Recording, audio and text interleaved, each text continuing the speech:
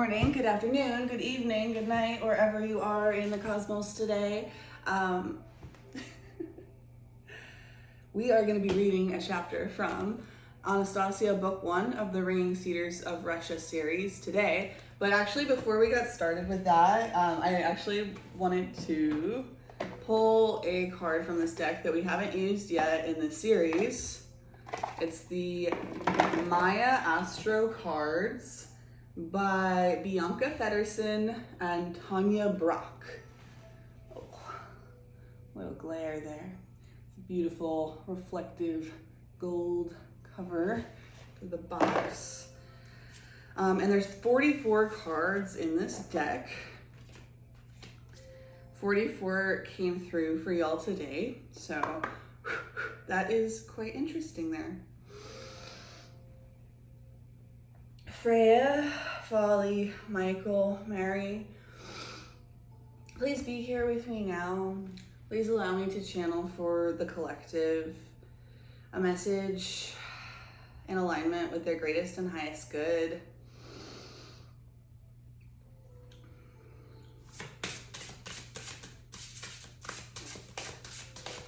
How was that new moon for y'all? I haven't actually asked around yet, so I only know from my own perspective what the energy was like. I'd love to hear from some of y'all. These cards are quite large. They're not hard to shuffle, but it's like a little bit of a smaller deck, right? So just different.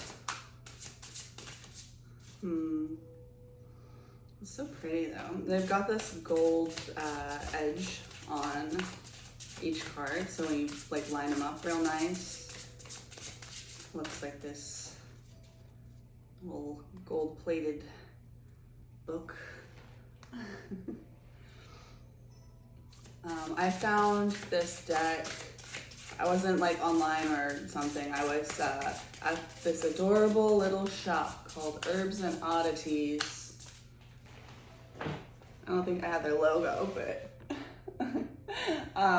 and they are a shop kind of akin to the Herb Bar in Austin, I guess, but they are located in San Marcos, Texas.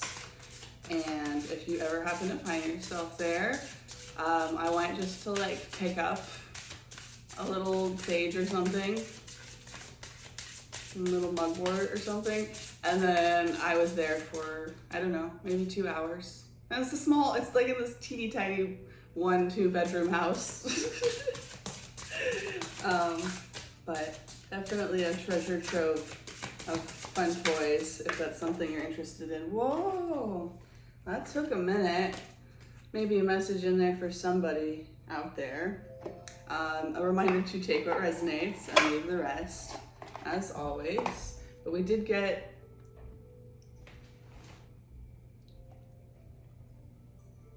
new moon. Wow.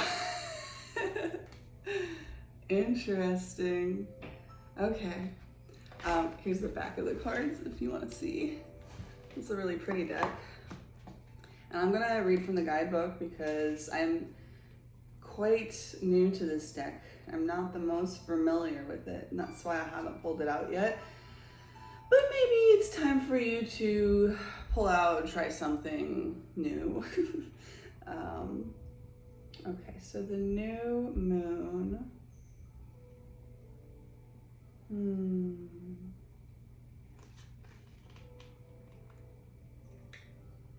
Sun and Moon additional cards, page 148. 148 may be significant to somebody out there. Maybe like an apartment number or like a suite number of a business or the beginning digits of a phone number.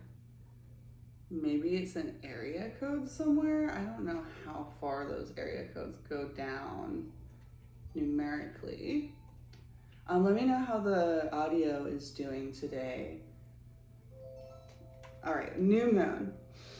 It says, at the time of the new the moon is between the earth and the sun, so it cannot be seen from the earth, and therefore appears dark.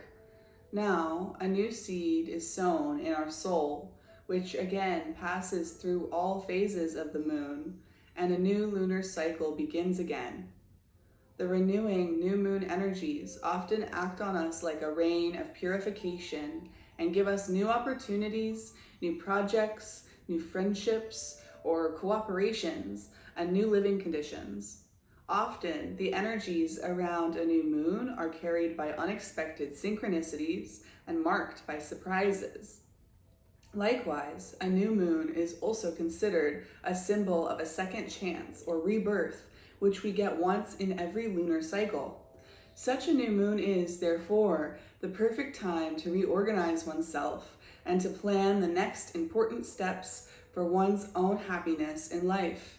The cleansing energy of the new moon helps us to reflect, refine, and also to completely finish a project that is not yet finished when we feel that the last spark is still missing. Yeah, the new moon in your moon cycle is related to, there's different ways to look at it, but is related to when you're bleeding. I wonder if I'll get flagged for that. The internet's so weird. But in that process, when a womb is bleeding, it's like there was a project it was working on in the past, and it was going through a cycle, and it came to a point where it realized it wasn't viable, it wasn't going to be a longer cycle, that it was going to just end right here at this cycle within this cycle. And so when a womb is bleeding, it's like, you know that there's something new coming up ahead, but before the new thing that's coming up ahead has the ability to come in and to be received, you have to clear and cleanse and prepare the space by finishing what you started. I'm gonna just leave that there for y'all today. That's such a crazy coincidence that the new moon card came out today. You may not be watching this during the new moon though, because I do feel that this whole series is very much a timeless collective reading. But before we start, this is chapter 19, and the chapter is called The Need to Change One's Outlook on the World.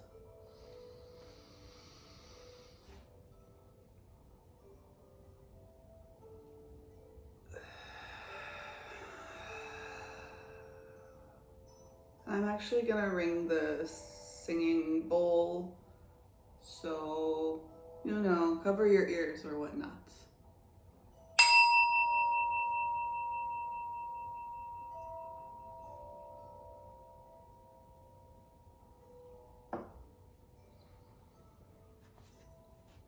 I asked Anastasia about the woman over whom she had a disagreement with her grandfather.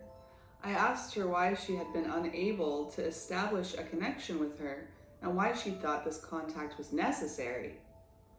You see, Anastasia began her story, it is very important when two people join their lives together that they have a spiritual attraction to each other.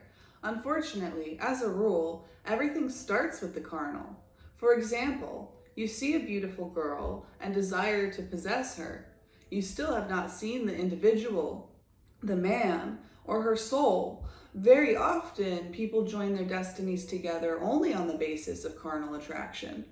Either that quickly passes or it is transferred to someone else. What then keeps people together? To find a kindred spirit with whom one can attain true happiness is not all that complicated. Your technocratic world, however, puts up massive interference. The woman I am trying to reach lives in a large city, and regularly travels to the same place each day, probably to her work. Either there or on the way, she finds or meets up with a man who is very close to her spirit. one with whom she could be really happy, and most importantly, one with whom she could bear a child capable of bringing so much good into the world, because they would co-create this child with the same impulsion as we did.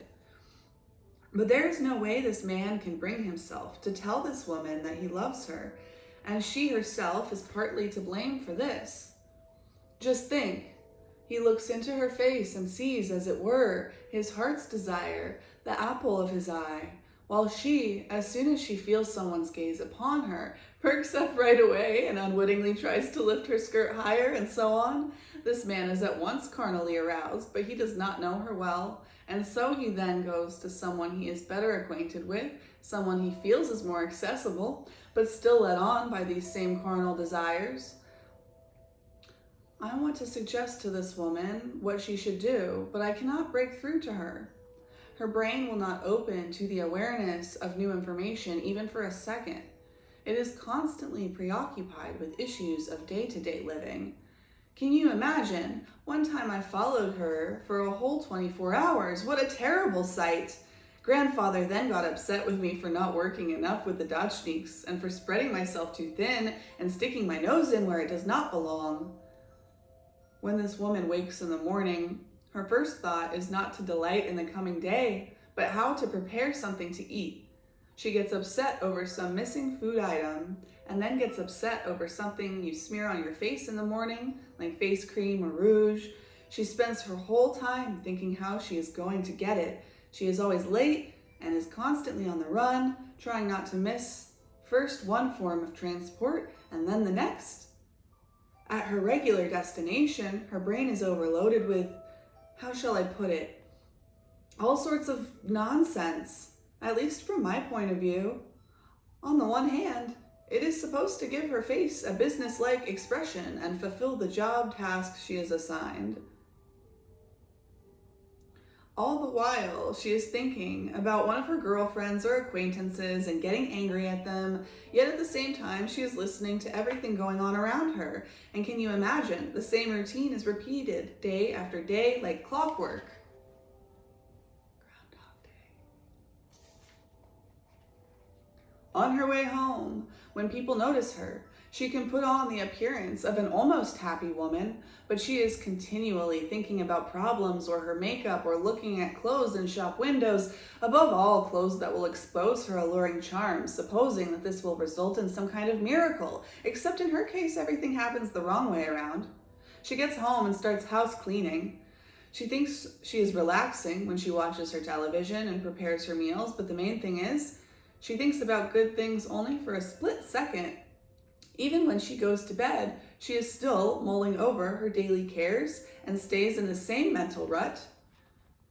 If only she could turn away from her thoughts, even just for a moment during the day, and think of, wait, Anastasia, explain specifically how you see her, her outward appearance and her clothing. Tell me what she should be thinking about at the moment when this man is with her. What should she do to make him at least attempt to tell her he loves her? Anastasia explained everything in the minutest detail. I shall only mention here what I consider to be the most important points. Her dress should come to just below the knee. It should be green with a white collar and no cleavage. She should wear hardly any makeup and listen with interest to the person talking to her. And that's it? I remarked upon hearing such a simple explanation. To which Anastasia remarked, there is so much underlying these simple elements. In order for her to choose that particular dress, change her makeup, and look at that person with genuine interest, she will have to change her whole outlook on the world.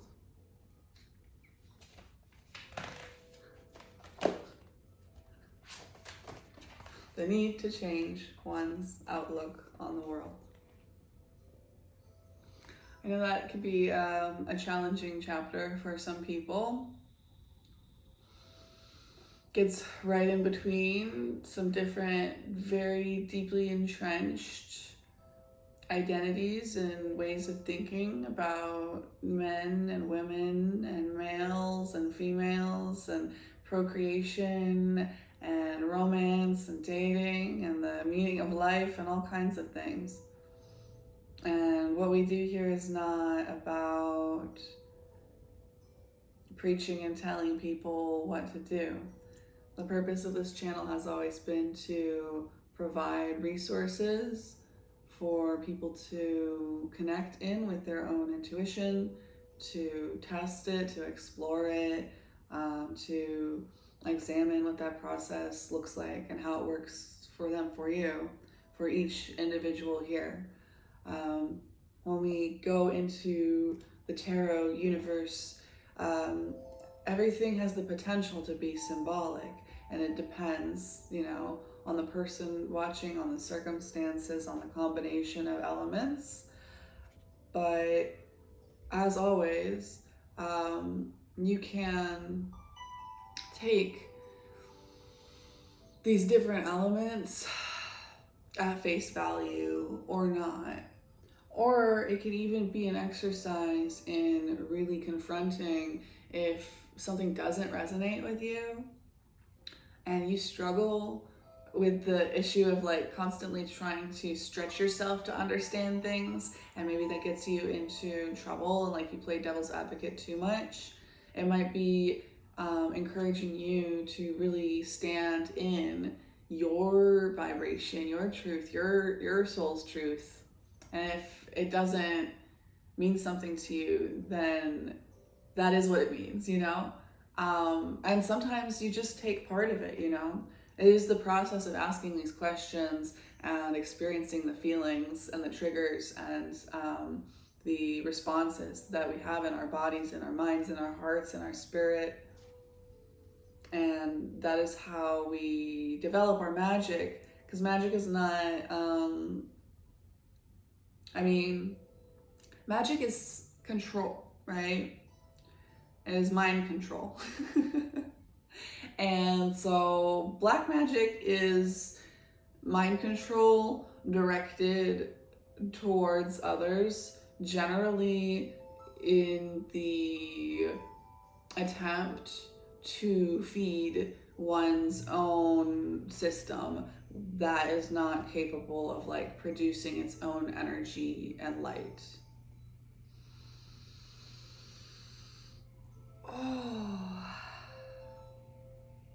So, if you want to generate your own energy and light, and you've not had a lot of great examples of that, it's going to be a process and it's going to be a bumpy ride. Yeah. But I do think that there is something to be said about making choices that set the stage for authentic connection and for there to be space for energy and attention to go where you would like for it to go, where you know it will provide the greatest benefit to yourself and others. And that is what magic is for, in my opinion, is about self-control and controlling your own mind. And to control your own mind, you have to know your own mind. Controlling your own mind to such a degree that you can positively influence others without controlling them. And that, in my opinion, is what true power is. And we need some true power. And we need some power in the hands of people who really want to use it for beautiful co-creations.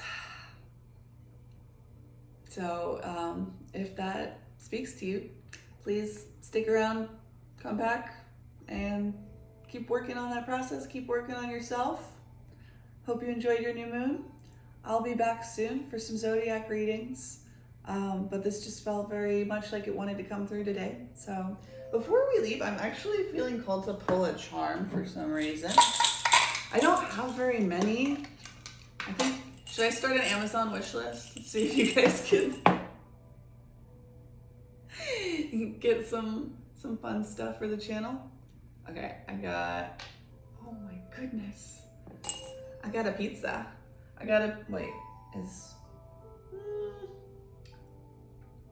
Yeah, I think so, because I see the crust there.